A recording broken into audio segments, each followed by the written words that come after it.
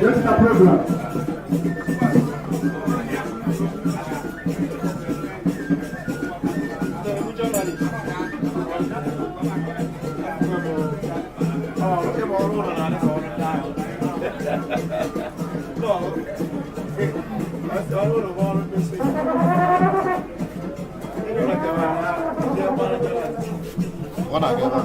Yes.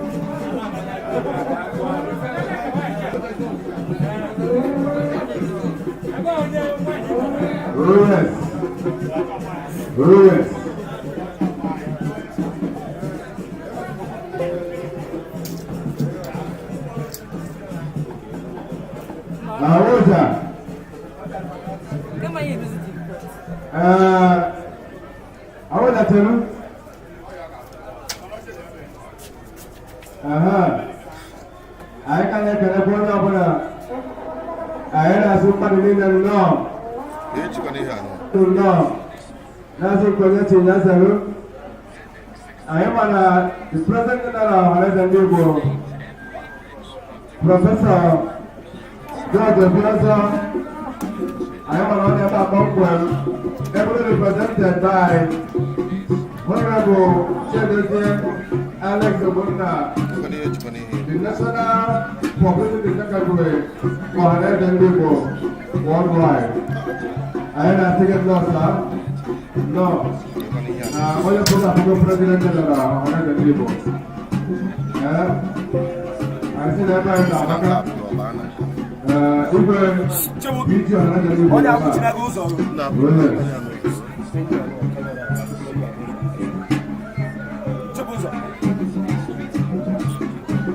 Afia. Boy, I'm going to have to you. If I like it, number 4 is the opening prayer. Opening prayer.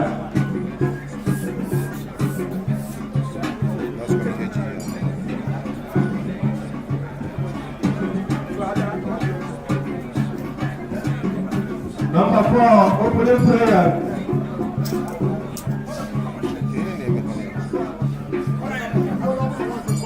I'm going to we katumu mabole pada mabu encouragement mabakaja pada ba mabule pada ya dalam level ada supaya sama jika orang katumu mabu pada mabu pelada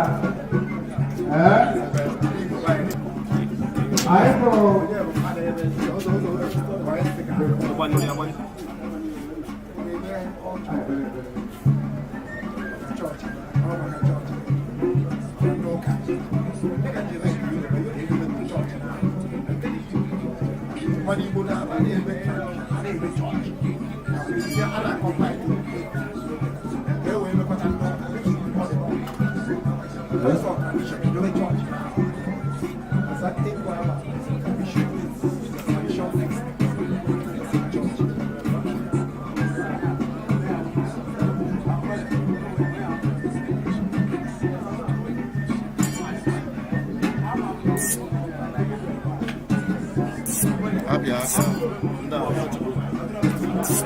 Often it's a by why can't you do an upload to the stream? But no one can get by that one upload.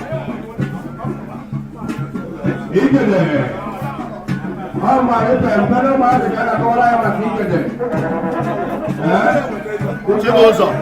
Chebozo, mind your camera, just mind your camera.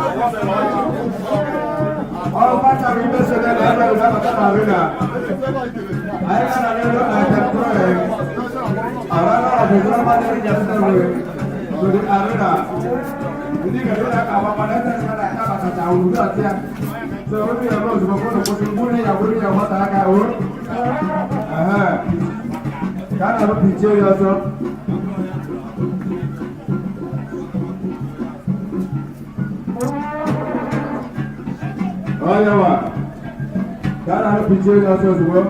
I'm going to go there. Oh, I'll check out that. I am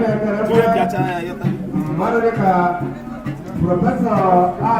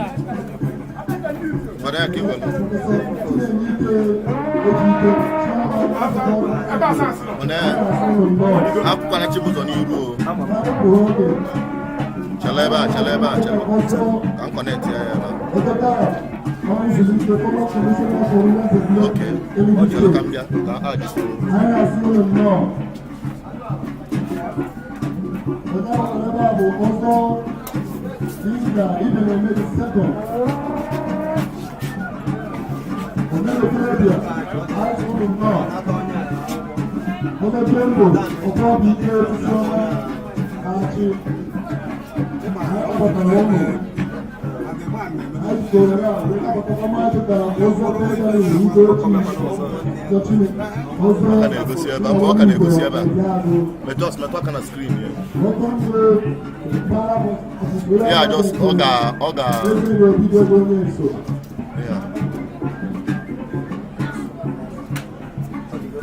So you get you and with the close shots like that. Give me any overviews, overlays, you can get what I go. Oh yeah. You did like you don't after you are not fear about.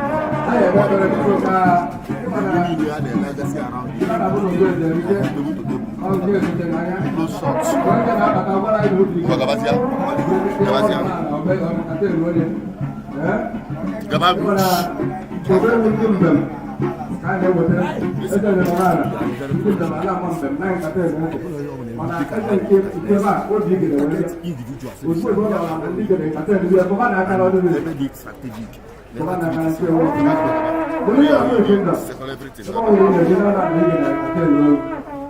Item 4, opening prayer by Iguaro from Igbo. Oh yeah.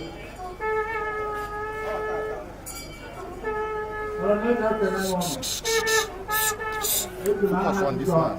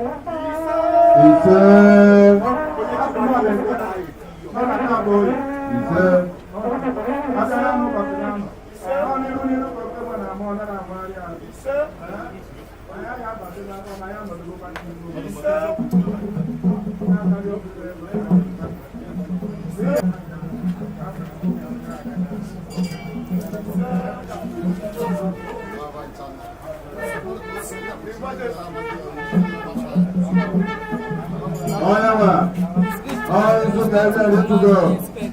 When Maharuna Wakani, when you went to when you how to work here.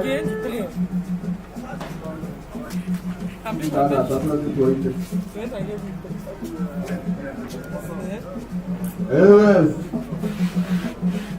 Abu Okaraz, Makoyas, Ababaraz, and Atuzu, Abu Kabuya. How the guy is Georgie? Oh, yeah, the Laura to rule.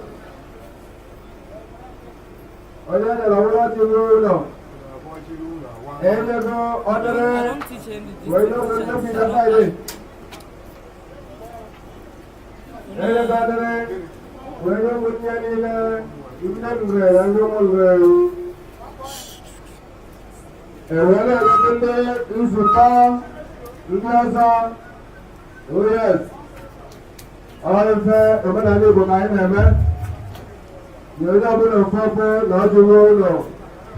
Ọjọ́ tí ìṣẹ́lú lẹ́yìn lọ́wọ́ fọ́fọ́ ọjọ́ owó ọ̀gbọ̀gbọ̀ ẹbọ́ sí màkà ayé àwọn ọjọ́ ayé ìjọba fọ́fọ́ màjí wẹ̀ wíyá wẹ́ accept tó ẹgbẹ́rẹ́ jẹ́ ìlú bẹ̀rẹ̀ lọ́wọ́ ní ká nẹ̀mẹ́.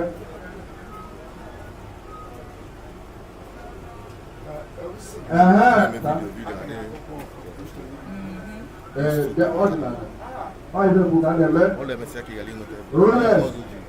Yeah, what does that mean to the mess of the other? You're not going to table again. Oh, God, you have a room. Oh, God, you have a table. Oh, we don't go back about it.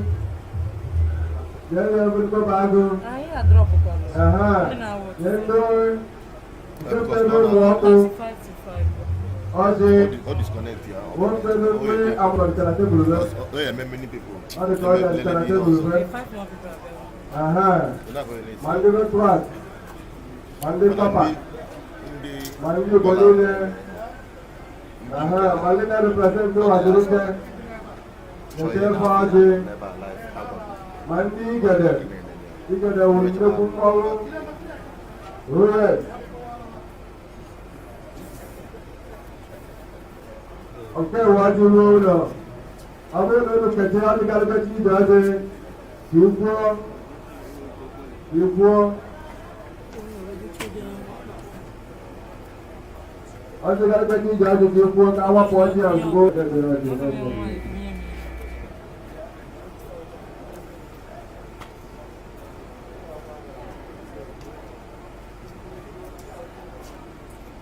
Yes, because ndị PVI International bịara na tebụl eze ozugbo ozugbo. When the PVI International also got a table as a responsible. Yes.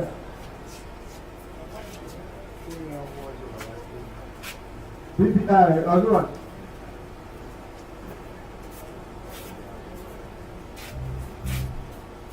Okay, the Director General, Lesson, and Monument, Abuja, everyone represented by Curator. Hey, Samuel.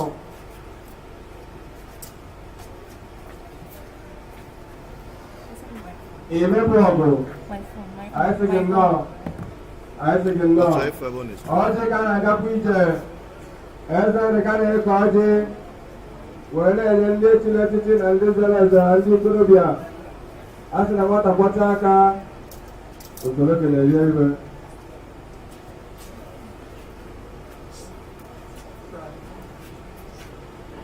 I am from Bata, Amo. I am the Turava. I am the Turabonina. Chief Joy. Oh, yes, sir. I think no. No,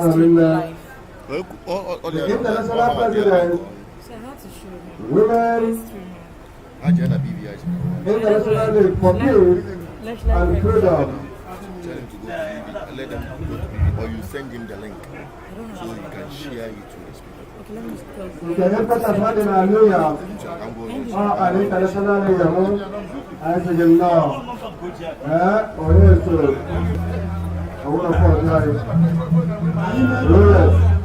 na-ekerekwa ọzọ Benjamin Uzochi ọzọ Chinawolu ụzọ Eziagụ anyị na-asị gị nnọọ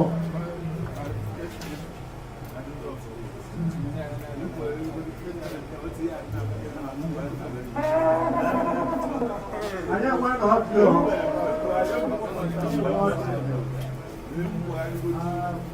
ikere nwere ọdịa nye ọba ọwara n'ọdị ọba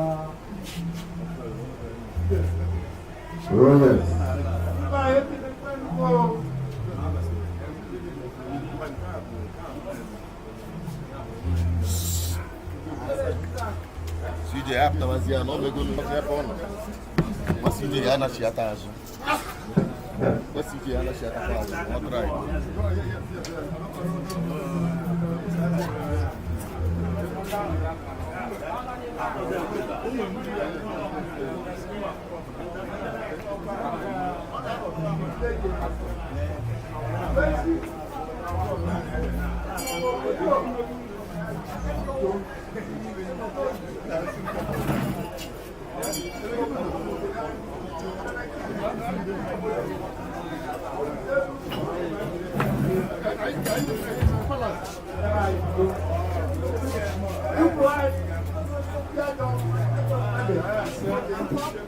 Anda kamu lah ini.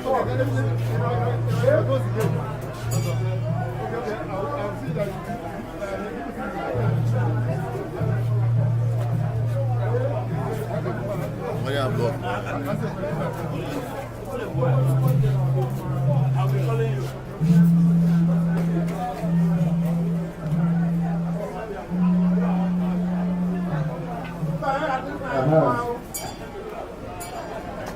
Turun ya Pak Balance. Turun. Oke masuk lagi. Oh.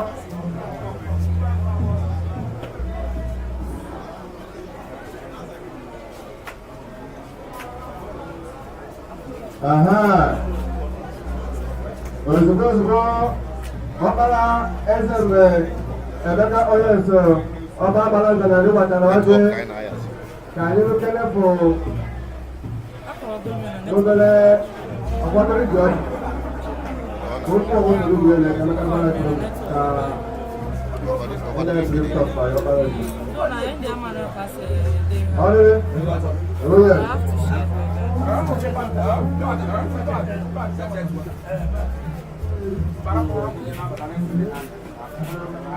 What's your for that was?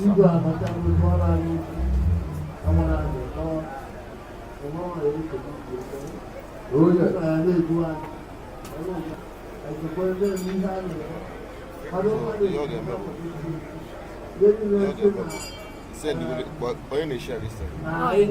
What in this and as you said the other. Exactly, that's what I'm telling you. I'm not saying please share. Not saying but I should share it with the Send friends. him to you. And that's it. Oh yeah. I've already told you that. The PG you got Maybe you should share with the friends. I don't have his number. Yeah, please, can you send this I to think the it's friends now. and tell him to Over share there. something? what is doing over there? What in the What's the new there? I was in item 8. Brief talk on Iguaro by Obaeze Emeka Oyeso, Oba Abaeze Andre, Rules, Ibe Eti Opuma, Emota Akuka.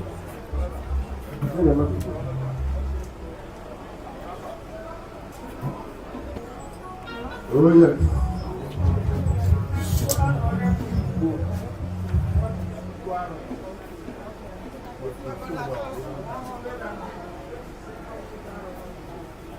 Go ahead and handle my car.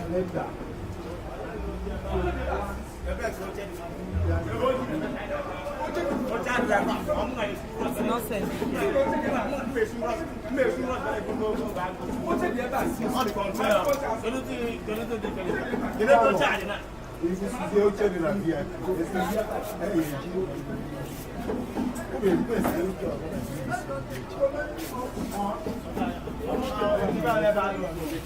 Queria lembrar mais que olha, olha o corpo. Hey, Mike. Olha, Can you go to hand Okay, oh yeah, up here. The young man there.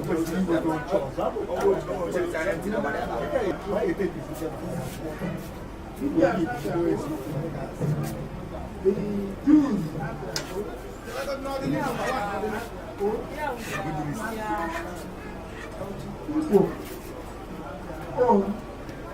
Nah, up here. Oh, I thought I could see you know, go on the golf.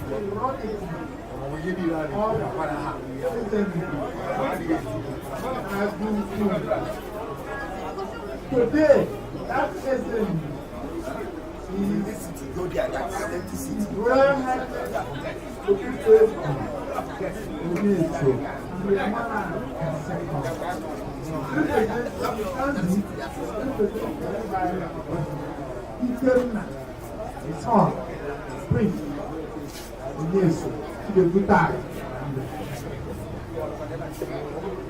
that is the only Iguaro known civilization and history.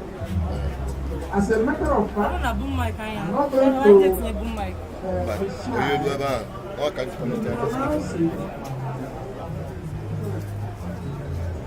oh no, you have wireless. Okay, that's me.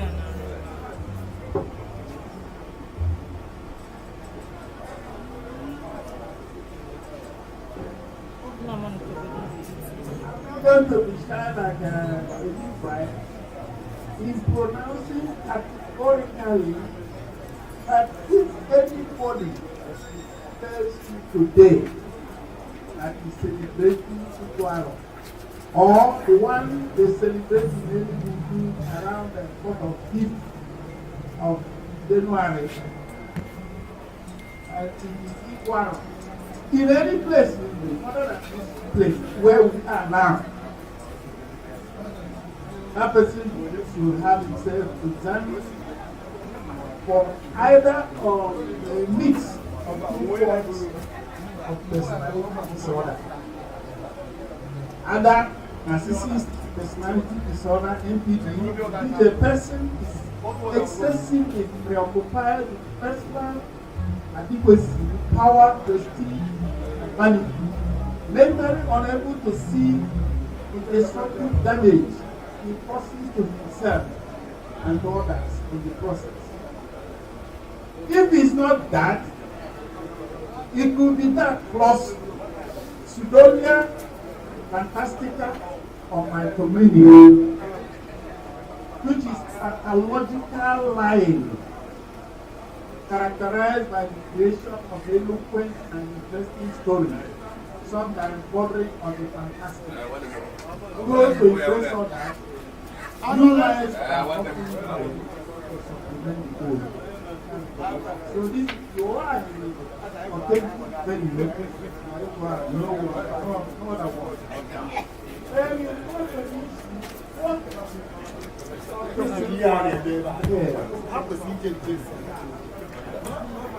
Iguaro.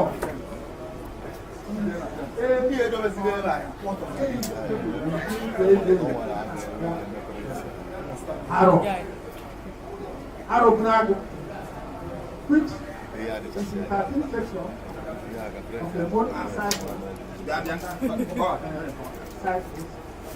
Based. Can I have some quiet? Can I have some quiet? The monthly cycle of 28 days and 7 weeks, made up by the 4 market days. They came over. That's how we arrive at the Igbo lunar calendar. And the months are on one book, that is tomorrow. That's where we are now. Seconded by April. On one take the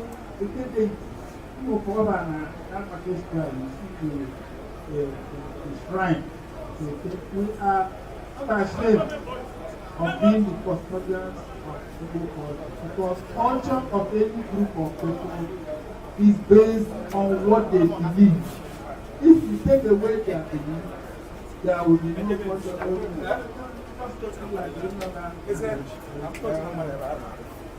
ọnwa anọ May June ọnwa bụ when the spirits come and roam the streets and even ones that was killed by Igbo you normally find done during that point. Then you have only the Joko that is July, August. Only along August to September. During that period, married daughters return to their families, pay homage, parenting them.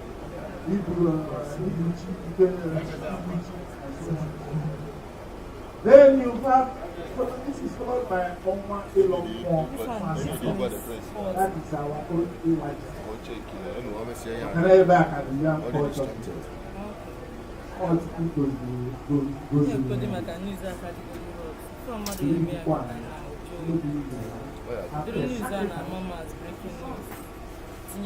they take the sacrifice of the top.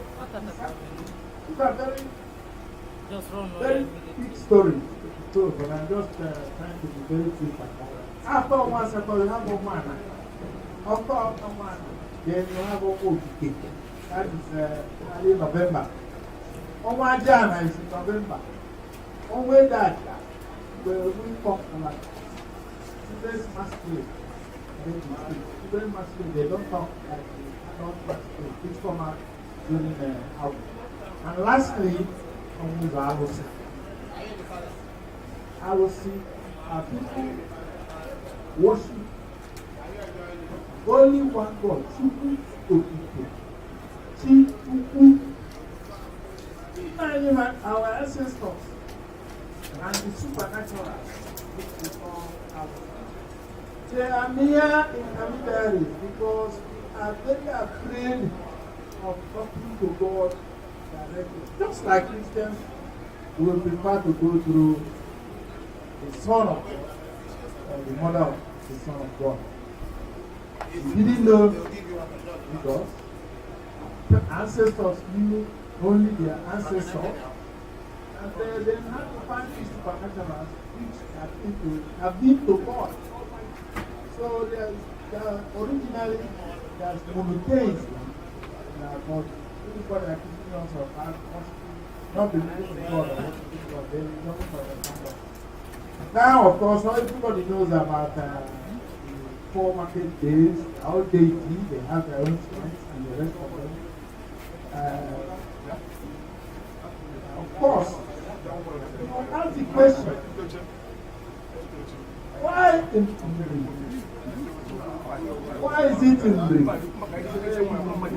Igbo? The recognize of Igbo traditional worship and the rest of them. Why should he be doing what he's doing for the rest of people? Of course. The issue is that what the most meaningful culture you have in Igbo land is from here. The market days are founded here.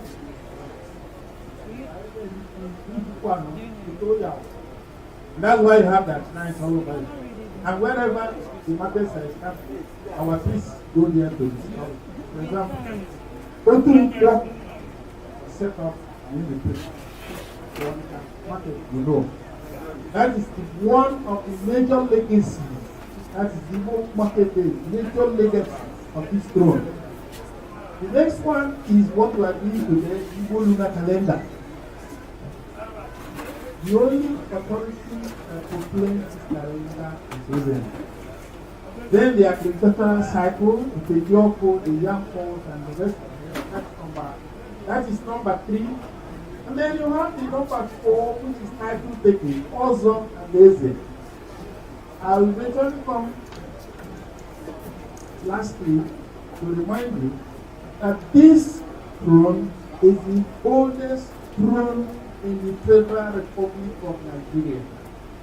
No other throne dates before it. If a throne is 145 years younger, it's throne.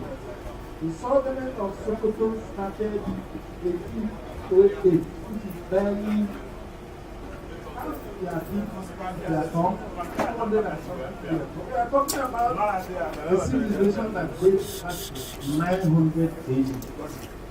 So, also, and planted it all over. Also, everywhere. That's why we are very grateful to Iguaro also for thinking worthwhile to organize a meeting of Muslims in the whole of the world and promote the virtue of that. Fifth, Pacific traditional worship in a monotheistic system. Further, a system of worship where peace is the major issue. You don't talk about using anything of violence or multiplicity of gods. Protection, and this is number 6, protection and preservation of the sanctity of human life and the dignity of the human person. For the wardrobe, a demand dwarfs were rejects of people's society. But any of them that set foot on this sort became a king and could accomplish whatever any other slaves, Osu, and Yanada. Outcasts, no, there's nothing like that. Those days set on this.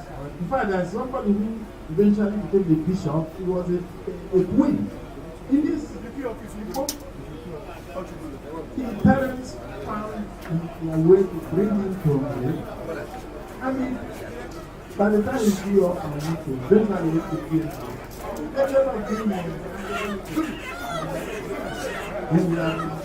thrown away from school.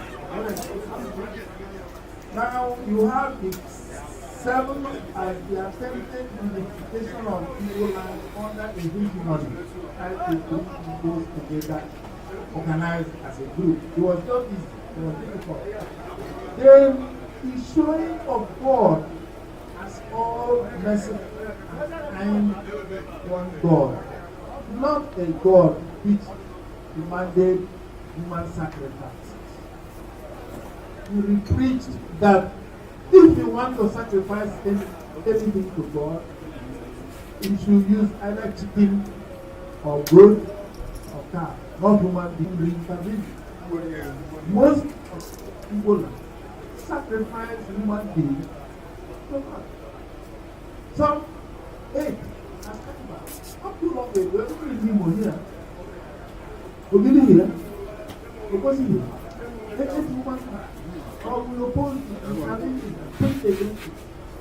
Then the system of democratic monarchical system of governance in which 12 kingdoms decided on who would represent in the cabinet, and India made decisions which they then will approve. It's strange. Even till today, the white man doesn't know anything about it. And that was an age you had it. Almighty right of him. Kings have the right to pronounce this man has offended me, you go and kill him, and he does not. Before democracy, that was the other thing. Then the 11th is the non-violence as peace mantra in governance. He took the wars, the First World War and Second World War, including over 18 million civilian and military casualties. Casualties in terms of number them before they constituted the United Nations and approved in 1942 the UD, that is the Universal Declaration of Human Rights. which is what we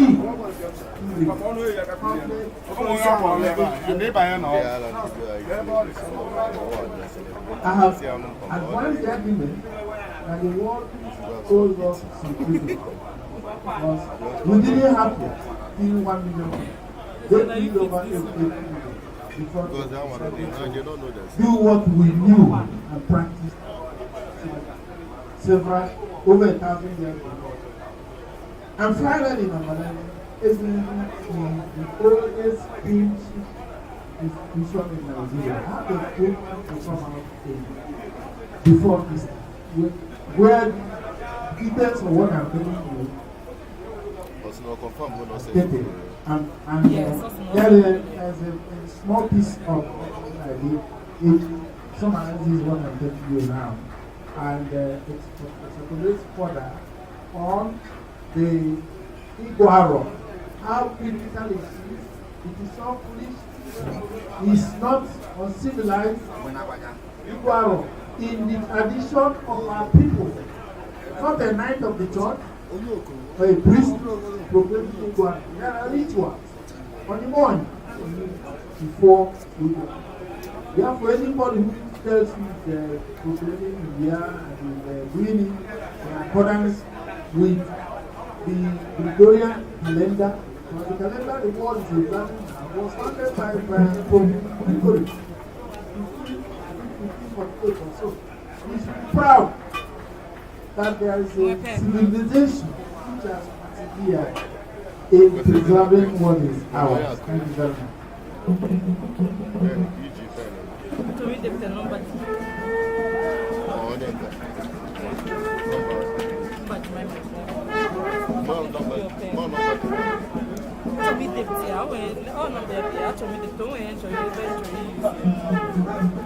She deals with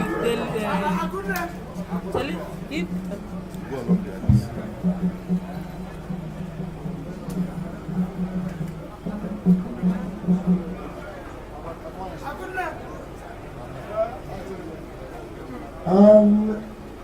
Onye na-abata ugbu a bụ oke ọnụ na-aba agana. Onye na-abata anyị na-asị gị nnọọ, oke ọbịa nnọọ.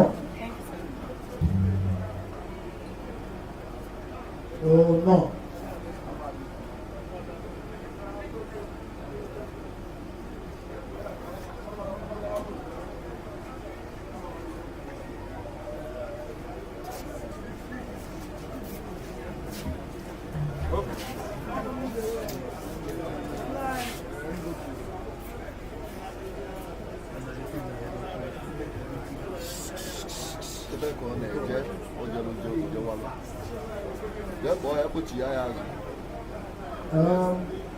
Onye batara ugbu a bụ oke ọcha dị tọd na bad n'oge ndị Igbo na Lagos.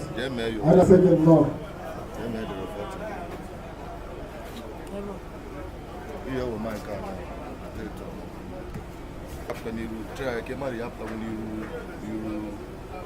Camera nke Ma before you be all this year, you are not CJ. because I want to have a walk around car carrier.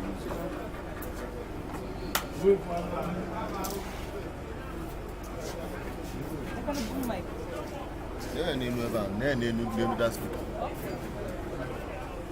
So, Senate, about William.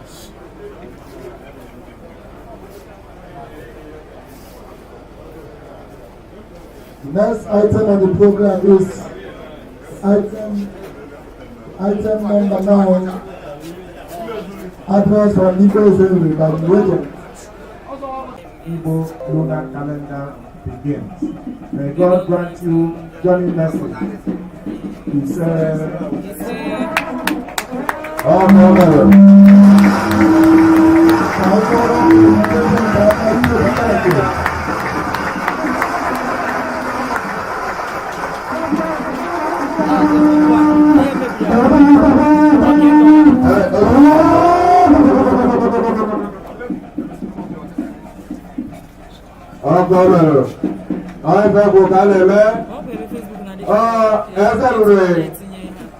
Yesterday, address from the by the Royal Government Kingdom, I want to say that later I am the item 10 proclamation of the proclamation of the new year, which is the Iguaro by the legend. That was special ritual. Oh yes. Okay, good morning. Weapon. I'm going to oh yes, I can do this. You will do it.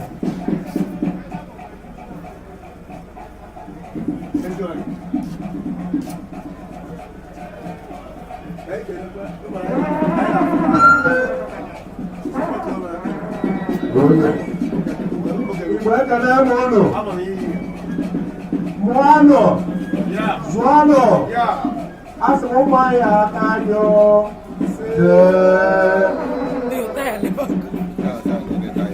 I'm the Putata. Oh, yes, and Monsiano, about Josie Campo. Now, over a video. Behind on the apple, I get Babiba, I call Nayapota. Number of Kayapana, and I kayak Papuana, Yadupu, not much to party, and if I got the lower, the higher went out of why I can't time with the people. I know Puna, Yusunabona, Biano, and my Azona. He said, I went for it. I don't know. I get forget there now.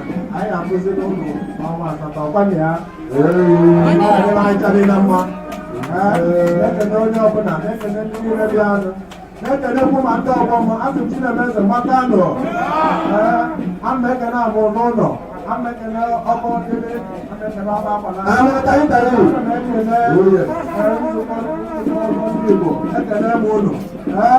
making up for it. I'm making a table. I'm making a wood. I'm Madana. I'm making a noodle. Who run like a Tabano? That's what I do. That's what I got. I can have Mono. You're the Canamono. I'm not the second Mono. I'm making a youth assembly. I can have Mono. I'm making a new piano. That's why I didn't tell you. I'm in the library. Dr. Ralph was weekend. I'm on myself. Domino. PIF. I didn't like telling him, he said, I can have a way to the Corona. I will leave the Buddha on the Igbo. Royal Heritage Worldwide. I have a back express in Igbo Royal Heritage Worldwide. At this junction, you go to item 10A in the maps from Because of People by Professor Iguaro. Professor, back to you. Oh yes. Can the prophet move? You got that brother. What is that?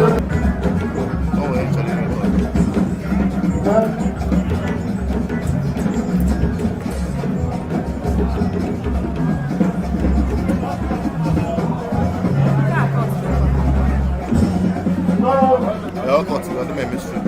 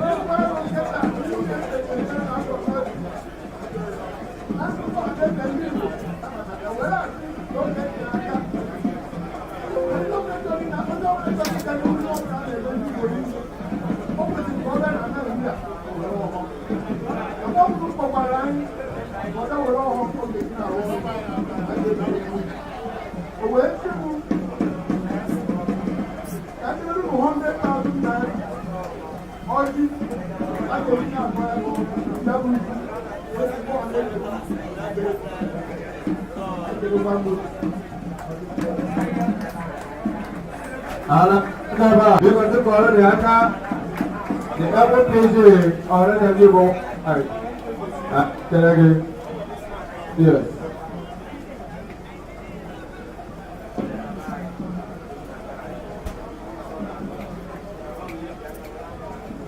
Tuan ni apa sama na? Kita, ayah banyak tu nampak pun memang, ayah banyak tu nampak pun memang. Item 11. Memang yang selalu datang dari Iguaro. Lukum memang yang selalu datang dari Iguaro.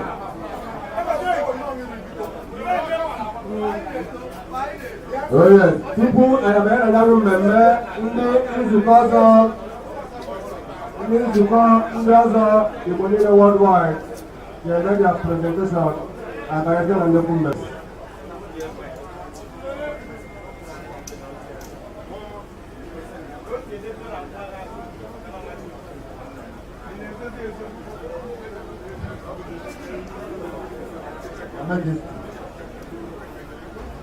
Now, of all the local tribes men in Nigeria,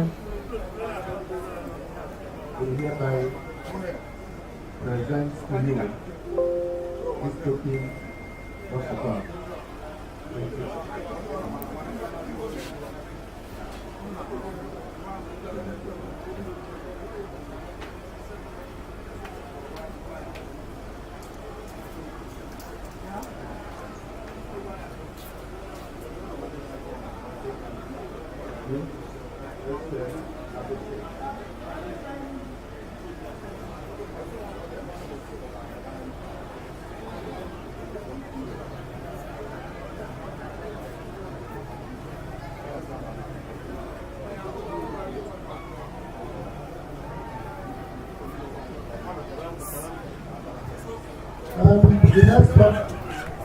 The next on the item is disciplinary signaling by the Iguaro.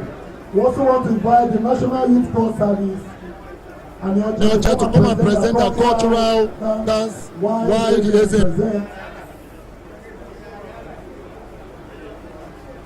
Alright, they should get ready while the signings are being presented by the Iguaro. Thank you. Narukwano, nasi kubo na mbo, nasi karo ọkụ ebidogo, aro ọkụ bidote, emegele, akụ ọrịa na. Ihe anyị na-achọ ime kịta bụ ịkọ ikere ji. Ụnụ ihe na-ekwu asị na ihe ka eji ha, m na-akpọghite ịkpanye onye so. Ka ọ mee ya aka egbochi ọnwa n'aka ike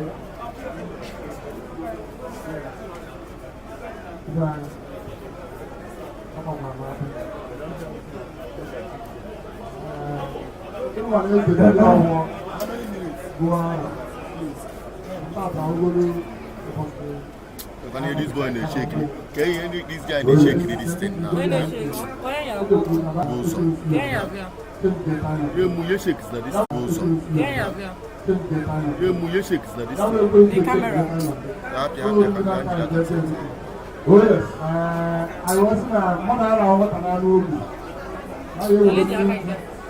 ọjọ́ láti dáàlù tí gúrù lọ́dọ̀ lòkú ní ẹgbẹ́ ọba ìrìn ní ẹbẹ̀ tí ní ẹgbẹ́ ọba ìrìn ní lójí ọjọ́ láti tí kò jọ lẹ́nu ní ọba jí ayé ìgbòrò ní lẹ́nu ní ọba jí ayé ní ọba kan náà òṣùgbò òṣùgbò àmàkè bú ọkùnrin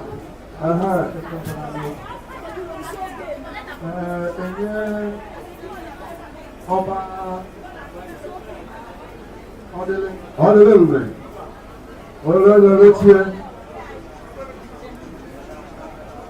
enye ọba Obidigbo royal ìbúwọ́ enye ọba FBI ẹgbẹ̀lúlù àìsàlódé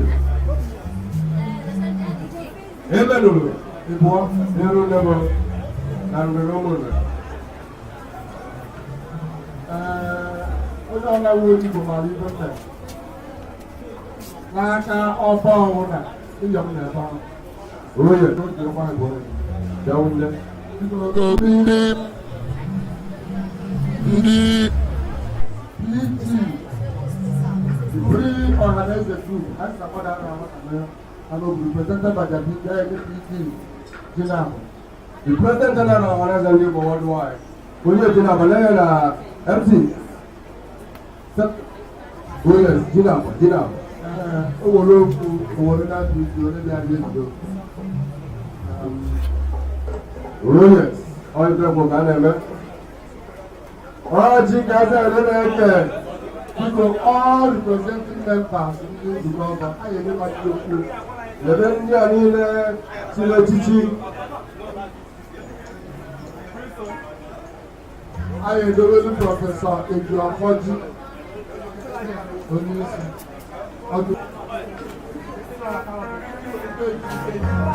Professor Ejò ayẹyẹ lórí èjì